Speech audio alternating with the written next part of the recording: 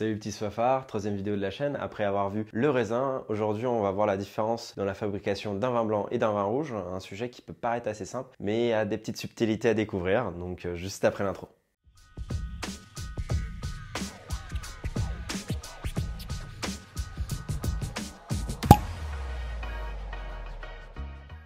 Comme d'habitude, là, c'est voir simplement la fabrication d'un vin blanc et vin rouge, on va pas aller en profondeur. Le but étant vraiment de comprendre les différences de fabrication du vin blanc et du vin rouge. Dans la première vidéo sur le raisin, on a vu, et si vous ne l'avez pas vu, allez la voir, qu'il y avait deux couleurs de peau de raisin, soit la couleur blanche, soit la couleur noire, mais que la couleur de la chair restait la même. On appelle ça en fait les raisins blancs de blanc et les raisins blancs de noir. Tout simplement, c'est blanc de blanc, c'est pour raisin à chair blanche et à peau blanche. Et blanc de noir, raisin à chair blanche et à peau noire. Pour faire du vin blanc, c'est assez simple.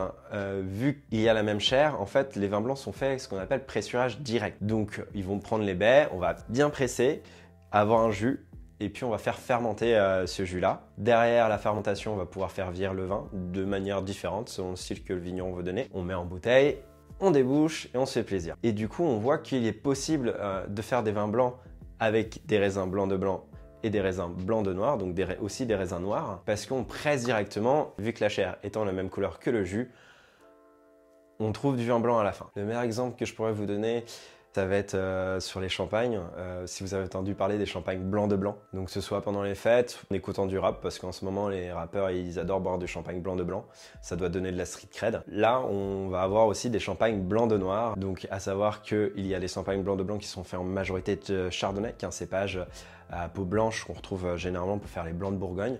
Et pour les blancs de noir, c'est généralement du pinot noir. Et ça, c'est les cépages à peau noire, mais qu'on retrouve en Bourgogne aussi, mais pour faire des vins rouges. Donc il est tout à fait possible de faire un vin blanc, mais avec un cépage à peau noire. Pour les vins blancs, ça va être comme ça qu'on va faire. Mais pour les vins rouges, du coup, on va pouvoir utiliser qu'une seule variété de couleur parce que il faut bien donner la couleur rouge et on va pouvoir utiliser que les raisins à peau noire. On a vu que si on pressait directement les raisins à peau noire, ça donnait un jus blanc. Donc comment faire pour pouvoir donner cette couleur?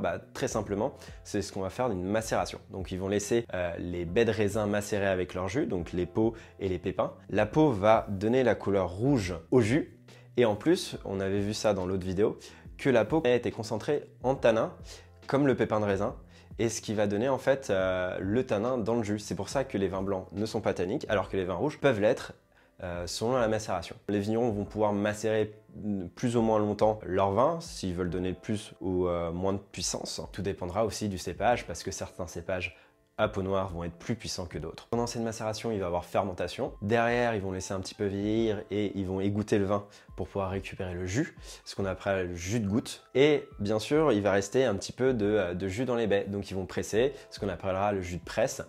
On va mélanger les deux. Après l'assemblage, vieillissement selon ce que le vigneron veut donner, comme pour les vins blancs. Mise en bouteille, débouchage, on glougloute et ça fait plaisir. Donc il y en a peut-être certains d'entre vous qui vont se poser la question, mais est-ce que c'est possible de faire la même chose avec des raisins à peau blanche? Bon, déjà vous vous calmez, hein, c'est ma vidéo, mais c'est pas une question bête. À savoir que c'est tout à fait possible. On va laisser la peau macérer avec le jus, mais du coup vu que la peau n'est pas noire, qui va donner la couleur rouge, ça va donner une couleur un peu orange. Et là, pareil, je vous laisse deviner quelle couleur on va appeler ce vin. Ces vins orange, hein, pour une fois ils ont été logiques. Les vins orange, c'est des vins très atypiques, on va en trouver très peu en France, même si ça commence à être un petit peu plus démocratisé, mais c'est surtout des vins qu'on retrouve à l'est de l'Europe, super intéressant gastronomiquement, excellent avec tout ce qui est nourriture épicée, mais c'est un peu déstabilisant, donc pour ceux qui commencent, je vous conseille de vous mettre ça dans un coin de la tête, je ferai une vidéo plus tard pour expliquer ce que c'est le vin orange, et puis on verra ça plus tard. Petit résumé rapide.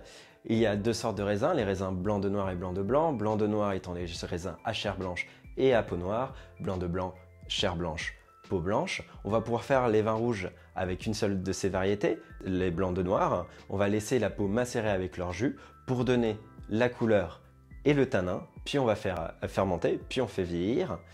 Mise en bouteille et on glougloute. Pour les vins blancs, là on peut faire avec les deux parce que les chairs sont blanches. Là on va presser directement, avoir un jus, puis faire fermenter, vieillir, mise en bouteille, glouglouter.